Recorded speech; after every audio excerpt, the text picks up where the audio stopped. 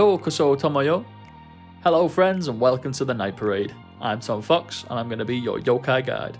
For those unfamiliar with the term, the Night Parade of 100 Demons, or Hyaki Yagyo, is a popular trope in Japanese folklore, describing a large procession of various folkloric creatures, generally known as yokai. In these videos we're going to take a quick look at some of the creatures and spirits often depicted in the Night Parade, starting with today's topic, the Tengu. One of the most widely recognised yokai in all of Japan, the Tengu has been virtually ever present in Japanese culture and mythology. Although usually described as a mountain goblin, their bird-like features and supreme martial arts skills mean they're very different to what we in the West typically picture when we hear the word goblin. Tengu literally means celestial dog, and despite using the kanji for dog, they're never actually described as looking in any way dog-like in Japanese folklore.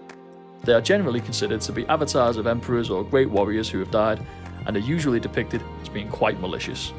Famous Genji general Minamoto no Yoshitsune was thought to have learned his renowned strategic skills from the Tengu as a child when he lived in Kurama Temple.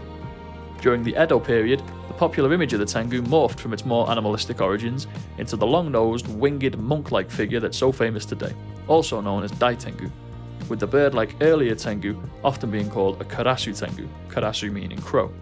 The Tengu is also where the term spirited away comes from.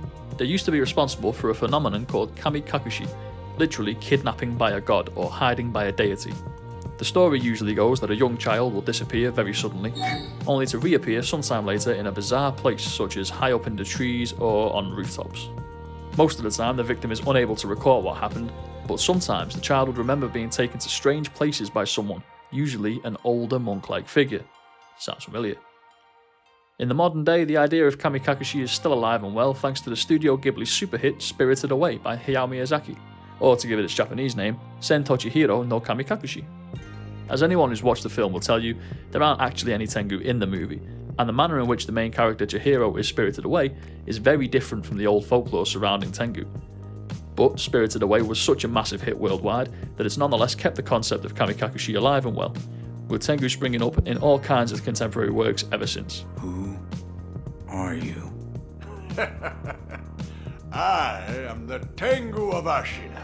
The Tengu is an enduring symbol of Japanese mythology, with so much history and so many stories based around them that we could do an entire series on just this one creature alone. But that about wraps it up for this quick look at the Tengu.